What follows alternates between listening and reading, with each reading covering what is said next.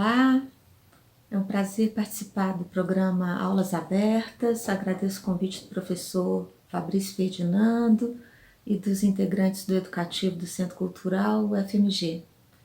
Eu vou falar sobre curadoria educativa em tempos de pandemia, pensando que essa época difícil que a gente está vivendo, ela traz também uma oportunidade de pesquisa e de reflexão. E a gente pode pensar sobre essa questão sobre dois aspectos. De um lado, a investigação de ferramentas, plataformas, programas e números que estão sendo ou criados ou testados para fins educativos.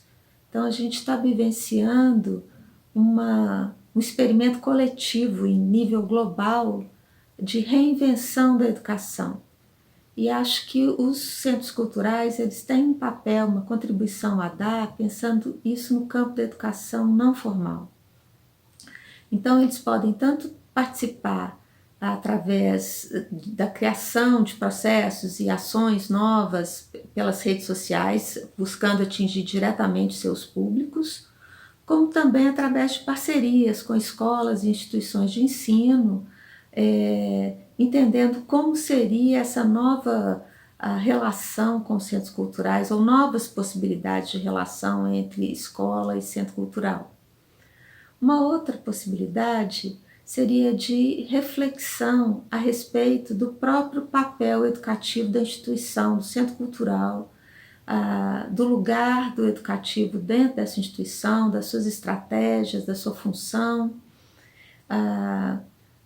Eu lembro de uma comparação que uma pesquisadora britânica, Helen Chandler, ela fala que o curador educativo, ela estabelece um paralelo com o deus romano Janus, que é uma entidade de duas caras. Ele olha para o futuro, ao mesmo tempo que olha para o passado.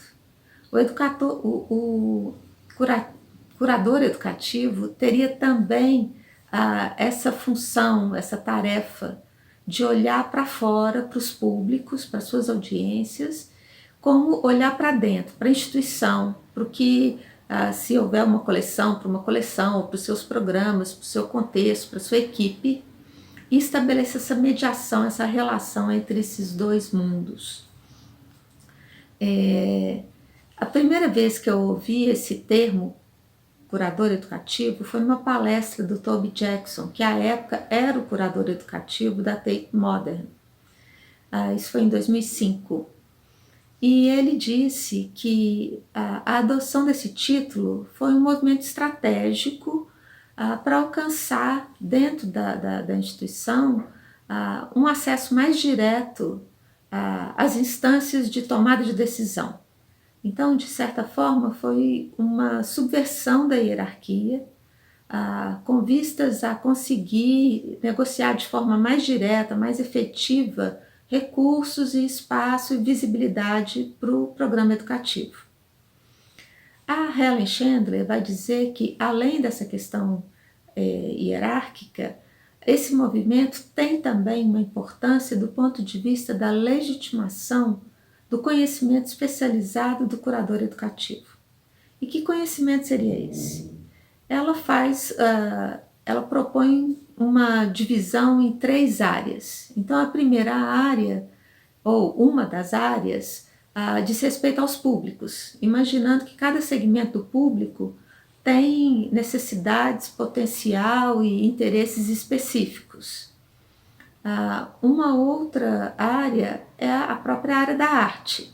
E aí a gente pode pensar na museologia, mas também na história da arte, na crítica de arte, nos estudos culturais, na curadoria, como um campo de conhecimento necessário a um bom desempenho, né, desse papel de curador educativo numa instituição de arte e de cultura.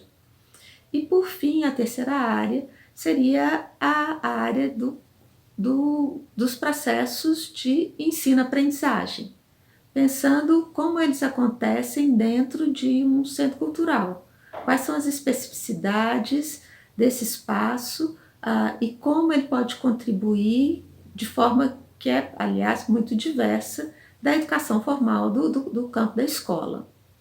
Então, pensando nessas três áreas, é importante dizer que o que caracteriza esse conhecimento especializado não é só o conhecimento dessas três áreas, mas a inter-relação que se faz entre elas. Então, em qualquer ação, em qualquer projeto relativo ao educativo, é necessário que se considere esses três aspectos. Bom, então, para pensar um pouco em termos brasileiros, eu quero retomar os resultados de uma pesquisa de campo que eu realizei em 2013, com 8 coordenadores, e vejam bem, são coordenadores, não são curadores, mas na época eram os títulos que, né, eles eram as pessoas responsáveis pelos programas educativos de suas instituições. Então, eu fiz entrevistas semi-estruturadas com 8 sujeitos que trabalhavam em 7 instituições e um conjunto bem diverso de instituições, porque nós tínhamos desde museus de arte e centros culturais que funcionavam há pouco menos de 3 anos, com lugares funcionando há mais de 40 anos, com regimes de trabalho diferentes, então lugares com equipes fixas de profissionais formados e outros funcionando com estagiários e com um tamanho também de 2 até mais de 20 educadores. Bom, nessa época, 2013, nenhuma dessas instituições da rede metropolitana de Belo Horizonte tinha o hábito ou tinha a prática de reflexão e de discussão e de apresentação do embasamento teórico-metodológico das suas práticas educativas. Eu acho esse um dado interessante porque ele diz respeito a uma dessas áreas do conhecimento especializado do curador educativo. E uma das razões que os coordenadores apresentaram para isso não acontecer, e era motivo de preocupação para muitos deles, era a falta de tempo. Por quê? Esses coordenadores, eles tinham um acúmulo de tarefas. Então, desde funções administrativas, supervisionar o fluxo de visitantes, o fluxo de visitas mediadas, resolver todas as questões, né, de cronograma, de calendário, também uma função de comunicação dos projetos e das ações do educativo, uma função burocrática de relatório, de planilha, e junto com isso a função de criação e de planejamento dos projetos e ações do educativo, pensando então no educativo que é muito mais do que receber visita. Bom, além dessa questão, ou na mesma linha, nenhuma dessas instituições pesquisadas tinha na época um projeto educativo cultural ou uma política educacional definida. Então, pensando que além dessa falta de base, eu me lembro que uma das entrevistadas disse que ela falava, ninguém sabe o que a gente faz. A gente pode fazer o que a gente quiser, ninguém sabe o que a gente faz.